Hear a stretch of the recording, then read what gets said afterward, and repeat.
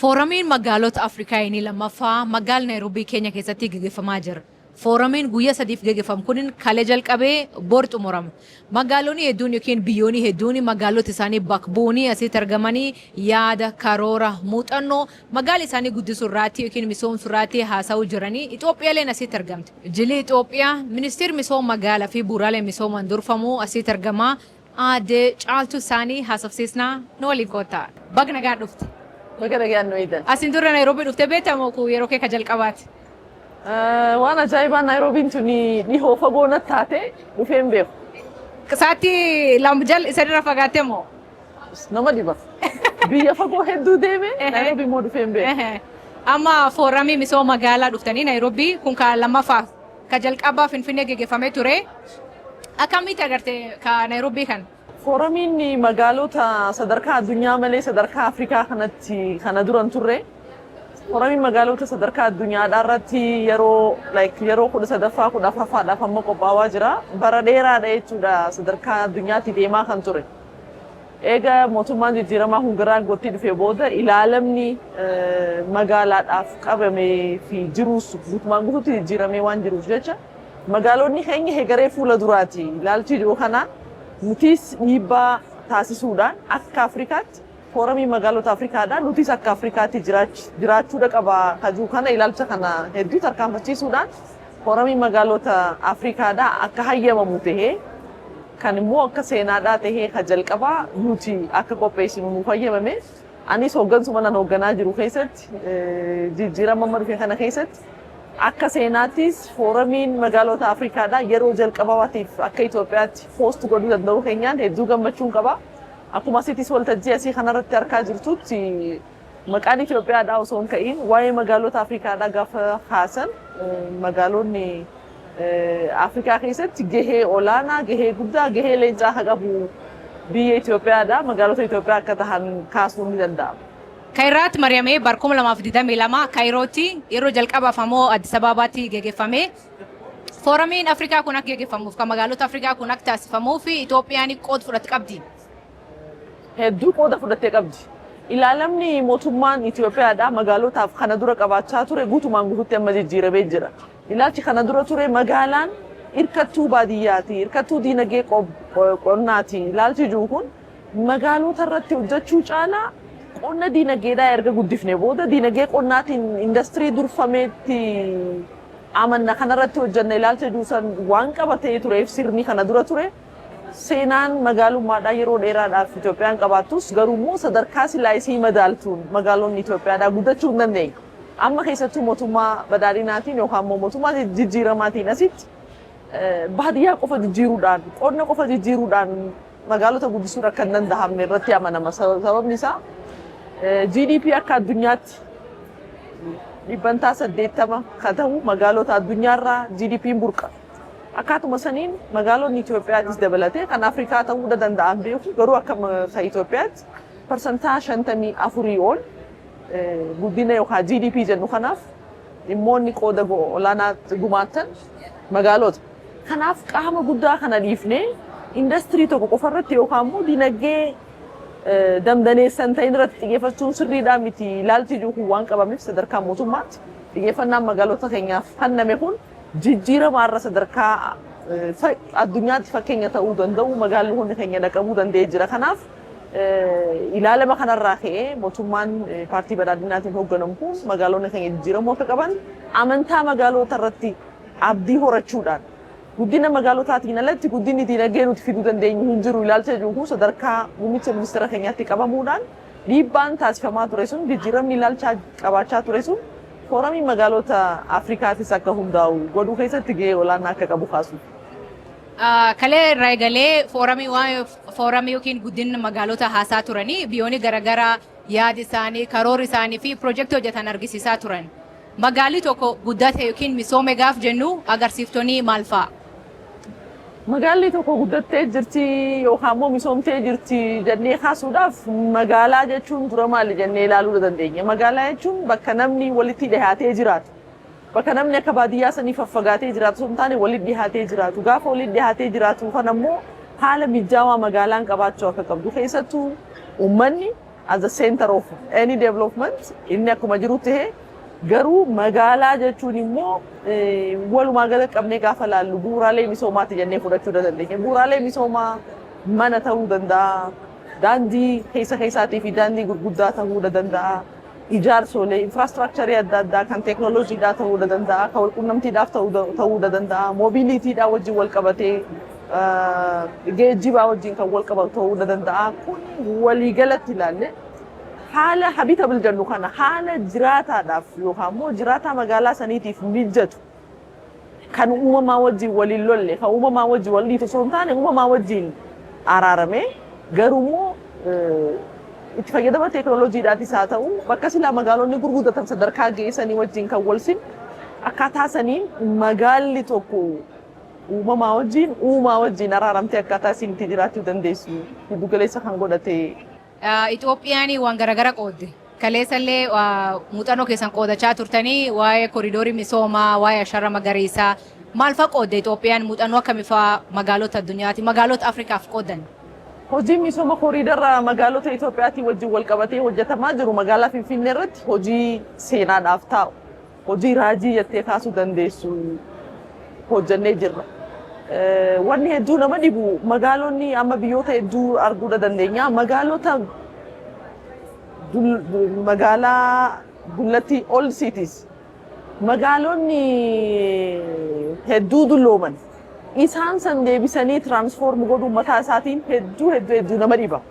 Maaliif jennaan keessattuu seenaa Itoophiyaa keessatti haalli magaalonni keenya mataa isaaniitiin ittiin bocamanii fi ittiin uumaman hegaree fuula duraa magaalaa taatee namni keessa jiraataadhaan osoo hin taane haala taa'umsa kaampii mootummaa yookaan waraanaa giddu galeessa godhatameeti uumame. Magaalonni hedduu magaalonni Itoophiyaadha. Magaalaan sirni gaafas biyya bulchu yookaan immoo sirni mootummaa san hoogganu magaalaa hegareedhaaf taatu. Magaalaa infraastiraakchariidhaaf haa ta'u bu'uuraalee misoomaa murteessaa jennu kana easily accessible akka isaan godhanii fi hagam baadhachuu dandeessi fuula duratti ilaalcha ijoo kana giddu galeessa godhatamee osoo hin taane mootummaan silaa waraanaan aangoo qabata. Gaafa waraanaan aangoo qabatee dhufe waraana qaba. Bakkuma waraanni sun akka kaampiitti qabateetu magaalaa ta'a. Magaalonni keenya dhibdee akkasii hedduu qaban. Sanirraan kan ka'e yeroo tokko magaalota keessatti bishaan dhugaatii illee dhaqqabsiisuudhaaf akkaataan itti rakkannu jira. Kana keessatti ilaalama magaalaatiin magaalonni hin uumamin, hin bocamin namatti ulfaata jechuudha. Kanaaf nuti naannoon biyyi tokko new city jedhanii akkaataan isaan ittiin magaalaa dullattiisan yookaan immoo moofaa san dhiisanii magaalaa haaraa ijaaruudhaaf akkaataan itti jalqabamee jira. Isa sanis laaluu dandeenyee jirra. Isa sanirraa maal cimina qaba, maal hangina qaba ilaalcha jiru kanas giddu galeessa godhannee nutiif garuu magaaluma dullattii jirtu kana transform goonee sadarkaa amma addunyaan silaa magaalota dhaqqabsiisuu qabanirraan gahuu qabna ilaalchi jiru kun sadarkaa murtiitti fudhatame akkaatuma saniin hojiin nuti hojjenne irratti keessa dabruun isaa kufuu hedduu qabaa, ka'uu hedduu qabaa, chaalenjii hedduu qabaatus garuu magaalonni keenya sadarkaa ittiin qaanfannu irra osoo hin taane sadarkaa ittiin boonnee magaalota keenyaaf biyya barbaaddeera deemnee ittiin akkuma halee agarsiisanitti muuxannoo biyya keenyaa uummata biraatiif akkaataan yookaan biyyoota biraatiif akkaataan dabarsinu geenyee jirra. Gatii hedduu kafalamee garuu har'a silaa biyyi kamuu gatii osoo hin kafallee biyya taatu hin jirtu magaalaa taatus waan hin jirreef. Qormaan isa mudate maal fa'a? Menuuti chaalenjiin cimaan isa mudate biyyoota kan misoomsuu fi magaalota kan misoomsuu irratti chaalenjiin isa mudate maal fa'a? Chaalenjiin kana hojjechuu keessa nu mudate waa hedduudha qaba duuba isaatii faaktariin isaa hedduudha. Fakkeenyaaf ilaalchi uummanni achi keessa jiraatu mataa isaatiif walii qabu. Sirna dhufaa dabraa jidduutti haalli wal quunnamtii sabootaa, haalli wal quunnamtii waliin jiraachuudha. Haalli wal quunnamtii guddina biyya tokkoo ittiin ilaalamu saba tokko fayyadanii saba tokko miidhuu ilaalchi jaamu kunis duuba isaa waan jiruuf akkuma salphaan lafaa kaatee wanni ati yaada gaarii yoo taate yaada bareedaa yoo taate yaada kana fuutee gisuma san hojiirratti oolchee jechuudhaaf hedduu rakkoodha ta'a. Kuni chaalenjii tokko. Lammaffaa aadaa hojiitii wajjin dhimmoonni wal qabatan aadaa gaggaarii qabna akka Oromootti akka biyyaattis aadaa gaggaariin aadaan jajjabaachuu qabu. Aadaan biyyoota biraatiif illee muuxannoo ta'uu danda'an akkuma jirutti aadaan immoo dadhabsiisaa aadaan jijjiiramuu qabu aadaa hojiitii wajjin wal qabatee jirus innis akka rakkootti kaasuu dandeenya karaa biraatiin nuti agrarian society dha naturally. Uumamaan sila adeemsuma keessa magaalummaan kun dhufa malee uumamaan akkuma mootummaan sirnoonni dabran keessatti xiyyeeffannaan isaa qonnaaf jedhee yaadaa ture sanitti baadiyyaa irratti hanga xiyyeeffatu magaalaa irratti xiyyeeffatamee hin beekamu waan ta'eef kunis dhiibbaa mataa isaa qabaachuu danda'a. Walumaa galatti murtiin hooggansi egeree fuula dura laaluu danda'u. Hooggansi dadhabbii isaa osoo hin taane dadhabbii isaatiin alatti uummata jijjiirame, jiruuf jireenya uummataa jijjiirame, magaalota jijjiiramanii fi Itoophiyaa akka waliigalaatti jijjiiramtee fuula dura arguu danda'u. Hooggansa akkasiisan qabaachuun jijjiiramaa irra sadarkaa barbaanneetti biyya barbaanne deemnee akka muuxannoo agarsiisnu kun akka dhugoomu taasisuu keessatti gahee olaanaa qaba. Leadership is everything. Misooma magaalaa gaaf jennu manneen jireenya alaa dhiisuu hin dandeenyu. Fakkeenyaaf kaayyoon fooramii kana tokko man jireenya nama hundaaf jedhu. Man jireenya gatii madaalawaan yookiin kira madaalawaan akka namni argatuuf biyyoonni Afrikaa hedduun waan akkasii ijaaraa jirti. Keenyan fakkeenyaaf miindaa namoota irraa kutaa yookiin tax dabalaa manneen affordable housing ijaaraa jirti. Itoophiyaaleen affordable housing ijaaruuf itti deemaa jirtanii sun akkam jira. Namni magaalota keessa jiru kunin magaalonni guddachaa jiranii akkuma magaalonni guddatuun population yookiin namoonni achi keessa jiraatan guddachaa dhufa. Namni guddachaa dhufu kunin manneen jireenyaa argatu gatii madaalawaan argatu garuu. Dhugaadha. Amma magaalaa Naayiroobii keessatti argamna sina. Magaalaa Naayiroobii keessattis of course gara nama jiraataa population ummaa walii galatu gara miliyoona 54 ti. Keenya immoo kana marsaa sadiin baay'isuu dandeessi. Populationiin akka malee guddachaa jira. Populationiin guddatu kun nuti akka sodaatti ilaallu, akka carraa guddaattii fi akka humna biyya tokko jaaruu danda'utti ilaalla. Keessattuu karaa magaalotaatii wajjin wal qabsiisnee gaafa dhufne kana duras mootummaa jijjiiramaatiin duratti keessattuu rakkoo mana jireenyaa magaalotaa kana hiikuudhaaf hojiileen jalqabaman jiru. Hojii jalqabaman kana guutumaan guututti duwwaadha jechuu hin dandeenyu. Wanni jalqabame wanni gaariin jira. Garuu waan irraa irrate immoo sirni kun akkuma atis beektu waan kaleessa jiru waan gaarii itti fufsiisu kan irrate immoo guutuudha waan ta'e jecha istiraateejiin manneenii poolisiin of danda'ellee duraan hin qabu. Amma garuu erga mootummaa jijjiiramaa kanaan asitti hojii jalqabame san akkamitti poolisiidhaan deeggarra jennee poolisii housing poolisii yeroo jalqabaatiif akka nama magaala hoogganutti akka biyya kana immoo magaalaan egeree fuula duraatti akka jedhee amanutti poolisii qopheessinee jirra. Poolisiin jiddu galeessa godhannee istiraateejii yookaan immoo tarsiimoo qopheeffannee qabna. Tarsiimoon kana dura ture manneen jireenyaa magaalotaa keessatti ka qopheessuu qabu, ka jaaruu qabu, ka dhiheessuu qabu mootummaa qofa akka ta'etti amanama. Biyya kamuu keessatti mootummaan mataa isaatiif inisheetiivii fudhatee jaaruu danda'a, qopheessuu danda'a. Garuu tokkoon namaa hundaaf manneen jireenyaa dhiheessuun akka malee ulfaataa ta'uu isaa reyaalitiin nutti agarsiisa. Mootummaan amma ispeeshaalii amma jijjiiramaan asitti hojii nuti hojjetaa jirru guddaan manneen jireenyaa bal'inaan jiraachuu qaba. Ownershiipii qofa jiddu galeessa kan godhate akka hin taane immoo irratti walii galamee jira jechuudha. Kana dura kan ture namni hundinuu abbaa manaa akka ta'u, abbaa qabeenyaa san oowuun akka godhu sadarkaa tarsiimootiin man jireenya kan jaaruuf amma mootummaa qofaa miti investeroota galchatanii jechuudha. Amma wanni isaatiin si kaasuudhaaf deemu jira. Filannoon nuti mana itti dhiheessuudhaaf ittiin deemaa jiru tokko supply side san irratti yoo hojjenne malee fedhiin isaa yeroodhaa gara yerootti guddachaa jiraachuu isaa akkaatuma uummanni bal'inaan guddachaa deemuun fedhiin mana jireenyaa bal'inaan akka guddatu ilaaluun ni danda'ama. San jiddu galeessa godhannees demand side qofa osoo hin taane fedhii gara supply sideetiin jiru kana guddisuun nurra jiraata. Kanammoo akkamitti guddisna kaju mootummaa qofa osoo hin taane dhaabbileen adda addaa miti mootummaa ta'uu danda'a, dhaabbileen seektara dhuunfaadhaa ta'uu danda'a. Akkuma carraa investimentii kaanitti hundinuu ilaalame mootummaanis gahee isaa akka baachuu danda'u, namoonni dhuunfaatis gahee isaanii baachuu akka danda'an opportunity adda addaatti akka fayyadamuu dandeenyu yookaan waldaan ijaaramanii ta'uu danda'a. Karoota adda addaatiin supplying kun akka inni guddatu hojjechuu keessatti hojiin hedduu abdachiisaa ta'e amma mootummaa jijjiiramaatiin asitti hojjechaa akka jiru arguun ni danda'ama. Gara biraatiin manneen slum areas yookaan immoo warra sadarkaa isaaniitti substandardii warra ta'an bu'uuraalee misoomaa sadarkaa isaaniin eeggatiin magaalota keessatti argaman kun magaalli Itoophiyaadhaa dhibbantaa 74 sadarkaa isaatiin gaditti wantoota ijaaramee jira. Amma hojii sadarkaa adda addaatti hojjechaa jiru. Hojii kooriidara misoomaatiin fudhachuu dandeessa. hojiilee deebisanii magaalota ijaaruudhaati wajjin fuudhannee ilaaluu dandeenya. Amma gara parsantaa 51tti kan 74 irra ture san gadi xiqqeessuu dandeenyee jira. At least sadarkaa isaa gara standaardiitti akka dhufuu danda'u taasisnee jira. Kana keessatti manneen jireenyaa gahee olaanaa akka qabanii fi rakkoon mana jireenyaatis hojiilee kooriidara misoomaatii wajjin wal qabatee hojjetaa jiru kun akka harki guddaan rakkoo mana jireenyaa keessatti gahee akka qabu kaasuuf. Gaafa misoomii kamiyyuu dhufu gungumiin hin dhabamu. Gungumii yookiin koomiin hin dhabamu. Koomiin jirtu keessa mootummaan gaafa mandeega kana beenya gaan hin kaffalu yookiin hin kaffaluuyyuu yookiin namoota man irra deegan kana deebi'anii man bira hin argatanii ka jedhan faatu jira. Kanaaf deebiin kee hoo maali? Jijjiiramni kamuu gungumii hin dhabu. Urrama hin dhabu. Hojii kooriidara misooma magaalotaatii wajjin wal qabsiifnee wanni nuti ilaallu ani guddisee kan ilaallu koomitmentii hooggansaati yookaan immoo murannoo kutannoo hooggansaa.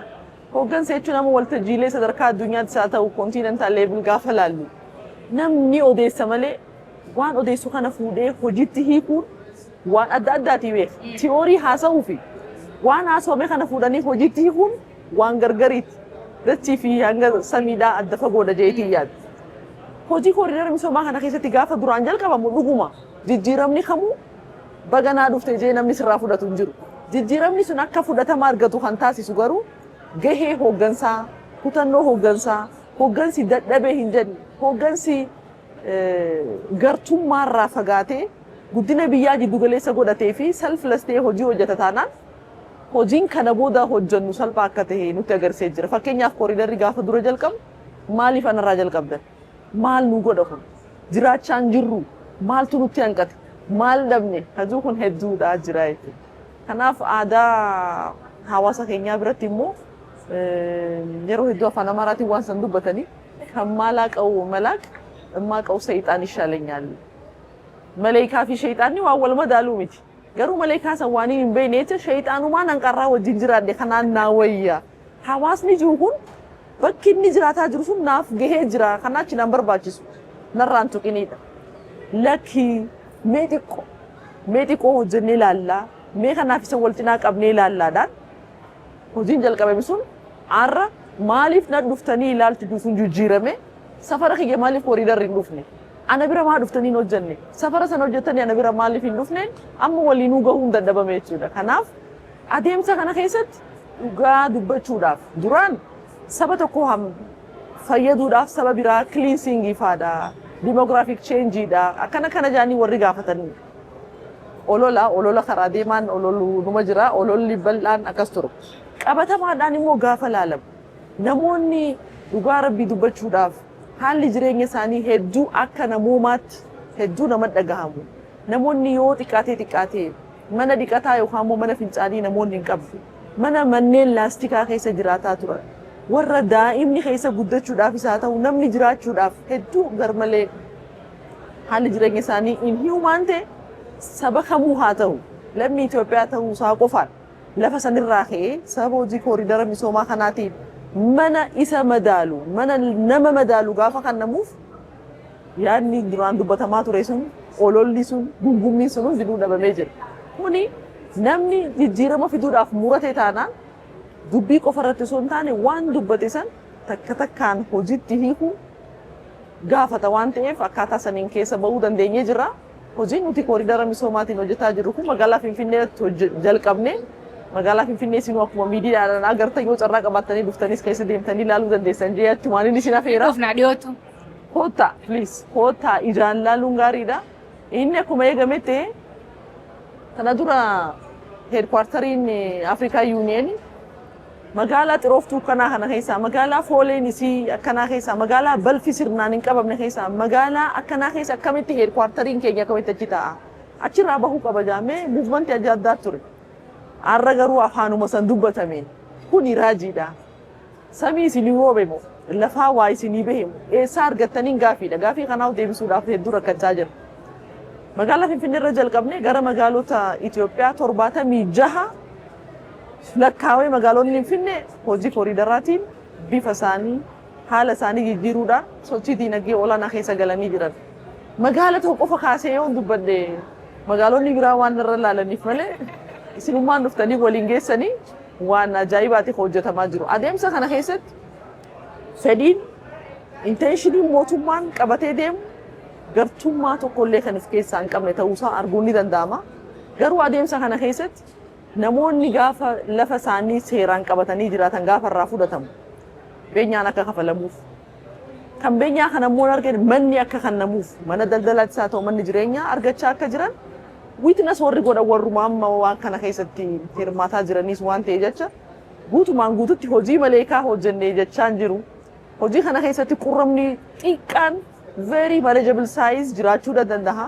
Sun akkuma eegametti ta'ee akka waliigalaatti gaafa laallu sanis adeemsaan wanni hiikamu akkuma jiru ta'ee kooriidarri hojiin kooriidara misoomaa magaalota Itoophiyaa keessatti gaggeeffamaa jiru kun hojii namoomaati hojjetamaa jira.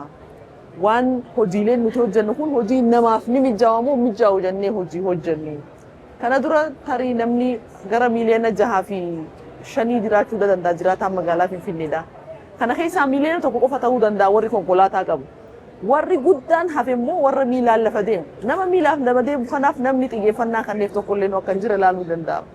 Infraastiraakchariin hojjetamu kun daandii asfaaltiitti asfaaltiin kun makiinaadhaaf hojjetama. Makiinaa fi namni konkolaataa fi namni wal gaarreeffachaa wal cinaa deemaa ture jechuudha. Har'a garuu haqa qabeessummaadhaan qabeenyi uummanni jiraataan magaalaadhaa qabu kun kan duraan namoota muraasa qofaaf dalinee ta'ee ture. Kan investara jaanii waggaa 10-15 oliin dalloon ijaaramee waggaa dheeraadhaaf akkanumatti idle ta'aa ture san.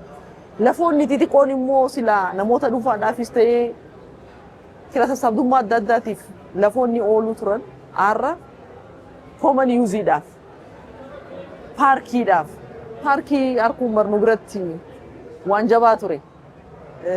Har'a qabaataa qofaaf osoo hin taane magaalaan keenya qabaataadhaafis jiddugaleessaafis dureessaafis hiyyeessaafis akka ta'utti guddaadhaafis xiqqaadhaafis akka ta'utti miirri abbummaadhaa akka guddachuu danda'u miirri walqixxummaadhaa guddachuu akka danda'u ani dhiibamee jira kaan immoo maal ta'ee jiraadhaan bira dabree bakki dhaloonni itti ijaaramu ta'uu danda'ee jira waan ta'eef sadarkaa kamittuu yoo ilaalame hojiin kooriidara misooma magaalota Itoophiyaadha. Gaafii kalambeessoo tutte namni waan dhugaaf magaalii guddatu kan inni toluuf sooreyyii jedhu. Dureessaaf tolaa malee magaalii gaaf guddatu hiyyeessaaf hin toluu jedhan. Isaan akkamitti hojjetan fakkeenyaaf magaalii hunduu gaaf guddatu jireenyi isaallee ni qaala. So magaalii bareedu qofa don taane quality of life warri as jiraatun jireenyi isaanii gaarii akka ta'u qulqullina akka qabaatu maal hojjechaa jirtu. Magaalli nuti ijaaraa jirru magaalaa hundaaf ta'u. Kana jechuun fakkeenyaaf namoonni qabeenya qaban ijoollee isaanii hajabaatee karaa Dubaay fa'aa geessee bashannansiisa. Kammoo achuma keessatti xiqqoo humna qabu immoo sharaatan tokkitti san turte sharaatan san geessee taphachiisa. Warri kaan mirgas carraa mana isaaniitii daa'imman baasanii hafuura fudhachiisanii bashannansiisanii gammadanii itti ol galchan hin qaban turan. Amma osuma san itti fufsiisne jira taate tujjaaraaf daballee hiyyeessi immoo akka arganne taasifne. Har'a garuu mandara hunda keessatti almost safara hunda keessatti paarkiin akka jiraatu. Bakki ijoolleen gabbahanii itti taphatan akka jiraatu. Jirreen ispoortiidhaa bakka jajjabinni qaamaatti hojjetamu akka jiraatu. Namni gaafa karaa deemu haadhaas haa taatu abbaas haa taatu namoonni gurguddaas haa ta'u ijoolleen bakka itti hafuura fudhatan akka isaan qabaatan taasisuun garaagarummaa duraan ture san bal'isoo osoo hin taane dhiphisaa jirra. Kaleessa event wayii dhageeffachaa ture as keessatti waan misooma Afrikaa kanarraatti biyyoonni garii waa'ee faandingii haasaa turan. Maallaqa argachuun rakkisaa jedhu. Lafa argachuun rakkisaa jedhu. Fakkeenyaaf Keenya keessatti mootummaan lafa bal'isuuf daandii bal'isuuf in rakkata. Lafti ta'a uummata waan taateef. Itoophiyaa immoo lafti kan mootummaati. Kan malee maallaqa eessa argatu san ka misoom kan hojjetaniin kooriidaarii kan bal'isuu irraatti manneen kan ijaaruu irraatti magaalaa kan guddisuu irraatti akkamiin faandu gootu. Rakkoon bal'inaan biyyoonni Afrikaatiis kaasan kun akkaataan haalli isaan qabiinsa lafa isaanii poolisiin lafarratti isaan qaban akkaataatti daangessees laaluu ni dandeenya. Karaa keenyatti dhugaa dhufte immoo lafti qabeenya mootummaatii fi qabeenya uummataati. Kana jechuun maal jechuudha mootummaan uummata jiddugaleessa godhatee uummataan jijjiira jedhee amanu yoo jiraate waan amma akka nuti hojjennee kan hojjechuun ni danda'ama. Poolisii qoftiin gahaadha jenneen fudhannu. Poolisii jiraachuun waan tokko poolisii san immoo fuudhanii hojiitti kun waan biraati jeetii yaada. Kana wanni si kaasuuf maaliifi mootummaa jijjiiramaatiin durattis haalli poolisiidha. Amalli poolisii qabiinsa lafaatiin wajjin wal qabate biyya keenya kanuma amma jiru kan wanni addaa tokko illee nu jiru. Garuu mootummaan waan qabu qofaaf waan uummata fayyadu waan naannoo jijjiiru waan magaalota jijjiiru ni hojjeta jechuun hin danda'amu. Lachuu wal sima jechuudha. Asiin lafti fudhatamu kun lafa waan silaa faayidaa olaanaadhaatiif ooluu danda'u akka ta'uu qabu amantiidhaan fudhatamee hojjetama. Nu biratti lafti waan kan mootummaadhaa ta'eef nama akka barbaadetti olii gadi kaasuunis akka hin barbaachifnee fi sanuma hojjetaa akka jiru kaasuu ni dandeenya. Kuni nu fayyadee jira gara biraatiin. Namoonni amma biyya alaatiis dhugaa dhufan namoonni Itoophiyaadhaa ala jiran dhugaa dhufan wanni isaan dura gaafatan eessaa fidanii kana hojjettanii. Fandi nama tokkorraa biyya tokkorraa qarshii tokko nu arganna. Bakka akkaataan nuti qarshii itti argannu lafoota duraan faayidaa tokko malee taa'aa turan san gara diinagdeetti galchuudhaan. Creative financing approaches immoo fayyadamuudhaan. Kana jechuun maal jechuudha? Fakkeenyaaf biyuldiingiin ijaaraman kun jalqabarraa jalqabee hanga gubbaatti manneen jireenyaa qofa ture. Amma garuu jalli isaa mixed used approach fayyadamaa. Jalli kiraadhaaf akka ta'u. Gubbaan isaa immoo mana jireenyaatiif akka ta'u. Kan kiraadhaa kun, kan naggadaa kun immoo kan daldalaa kun kaanis akka subsidaayiz godhu. Hojiin hojjetamaa jiruu fi magaalonni keenya galii mataa isaanii akkaataa isaan itti guddifachuu danda'an irratti hojiin bal'inaan hojjetamaa jira. Hojiin kooriidara misoomaa magaalota keenyaaf galii dabalataa fidee jira. Kana jechuun lafti duraan halkanis guyyaas dukkanuma taa'u sun har'a dinagdee keessa akka inni galu gaafa taasifamu warra duraan lafa achii qabu warra duraan mana achii qabu akkafaa gatiin viiyuudhaaf kafalamu kun gatiin lafti sun misoomuu isaatiin bu'uuraaleen misoomaa nuti diriirsinu kun appreciate godhee jira jechuudha gatii duraan achi jiru san irratti. Kanaaf jiraataa magaalaa duraan achuma mana jireenyaattis haa ta'u manneen biraa qabaniif gatiin dabalataa dabalamee jira. Kabiraa immoo dukkaana jennaan nuti dukkaana yookaan immoo suuqiin adda addaa jiraachuu isaatiin carraan hojii bal'inaan akka inni ta'uu danda'u galii dabalataa akka isaan argachuu danda'an wanni amma argitu kun hundinuu waan uummataaf galii guddisaa jiru waan jiraataa magaalaatiif galii guddisaa jiru jiraataa magaalaadhaa immoo gatiin isaa guddannaan galiin isaa guddannaan bulchiinsi magaalaatiis galiin isaa guddataa galii isaa san jiddu galeessa godhatee bakka misoomiin immoo dhaqee misoomsuudhaafis carraa argatu. Kanaaf innovative financing approach fayyadamni qarshii takkan fudhanne warra sabbata haadhaarraa hiikkatee nyaatu sana osoo hin taane warra sabbata haadhatti hiikuu ta'uu dandeenyee jira. Kan inni fooramiin akkana biyyoonni addunyaa yookiin magaalonni Afrikaa keessaa muuxannoo qoodataniif yookiin akka waliin hojjetaniif biyyooti isa waliin hojjetaa jiran jira yookiin magaalii isaan akka fakkeenyatti fa'aa fudhatan yookiin magaalii akka fakkeenyatti isa fudhatan jira. Fakkeenyaaf magaalumti Naayiroobiitu kaleessa ministeeraalis misooma magaalaatii wajjin muuxannoo isinii wajjin hojjannaa agriimentii waliin uumnee jirra. Chaalenjiin yookaan rakkooleen biyyoota Afrikaa fi furmaanni biyyoota Afrikaa illee wal fakkaata waan ta'eef nuti immoo rakkoo Afrikaanotaa fallinis kan Afrikaanotaa ta'uutu irra jiraata. Rakkoon keenya waan biraa ta'ee biyya fagoorraa soolishinii fiduun nurra hin jiraatu. Akkaataan maayindiseetii keenya, akkaataan haalli jiruuf jireenya keenya, akkaataan nuti waatti yaadnu, akkaataan haalli qabeenya keenya, haalli qilleensa keenyaatis waan wal fakkaatuuf ispeeshaalii biyyoota Afrikaatii wajjin akkaataa biyyoota keenya irraa muuxannoo ittiin fudhachuu danda'an irratti bal'inaan ammallee kana booda biyyoota biraatii wajjin waliigaltee uumuuf deemaa jira. Akka ministeera misooma magaalaa fi bu'uuraalee misoomatti adoon maallaqni unlimited ta'e bal'aan siif kenname faandiin siif kenname magaalii ati fakkeenyummaan fudhattee magaala akkana ijaarratee yaadi karoorii ati mataa keessa qabdu faan jira. Bakki an transform godhee innovative godha jettee fayyaatti. Namoonni keenya baadiyyaa keessa jiraatan qabeenya osoo hin dhabin waa hunda osoo qabanii garuu akkaataa itti jiraatan wallaaluurraan kan ka'e loonii wajji akkaataan itti jiraatan jira. Lakkii akkana jiraachuun gahee jira. Sababa kooriidara misooma baadiyyaatiin hojiin jalqabame kun hegaree fuula duraa magaalaa ta'uus waan danda'aniif kooriidara baadiyyaa kana bal'inaan hojjechuudhaan magaalota hegaree, magaalota pilaaniidhaan masakaman, magaalota bu'uuraalee misoomaa dhiyeessuudhaafis haa ta'u magaalaa silaa karaa giddu galeessa godhattee guddattu osoo hin taane pilaanii godhattee guddattu akka isiin taatu osoo qabeenya guddaa qabattee kooriidara baadiyyaa kana babal'isuudhaan magaalota Itoophiyaadhaa amma sadarkaa irra jiru kanarraa guddisuudhaan hawwii qabu. Ulfaadhu. Magaal keessa namoonni gaaf jiraatanii qonnaan bultoota ta'uu danda'an yookiin horsiisee bultoota ta'uu danda'an magaalii babal'atee haalli yookiin akka diizaayinii itti ijaaramu iyyuu garaagarummaa waan qabuuf baadiyyaa waliin. Warri magaal keessa jiru kun akka hojii hin dhabne. Hojii dhabdummaan Afrikaa keessatti bakka hedduutti babal'atee jira. warri kun akka hojiin dhabne akka jireenya gaarii jiraatan ministeerri keessan maal akka qabu? Carraa hojii uumuudhaan wajjin wal qabatee bal'inaan hojii nama koriidara misoomaa jennee hojjetaa jirru kun dhugaa rabbii dubbachuudhaaf gaafa hojjetamuus carraa hojii qaba. Erga hojjetamee dhaabbatee boodaas carraa hojiidhaa qaba. Hojumti sosochiin diinagdeedhaa amma akka magaalota jiru kun bal'inaan kaayyoon isaa guddaan carraa hojii uumuudha. Magaalota jechuun bakka carraan hojii itti uumamu tokko lammaffaa irratti immoo akkamitti carraan hojii uumamuu akka qabus bakka itti xiinxalamu waan ta'e jecha magaalonni keenya magaalota idle ta'anii carraa hojiitiin ala jiraatan akka hin taane istiraatiijikli hojjetaa akka jiru kaasu.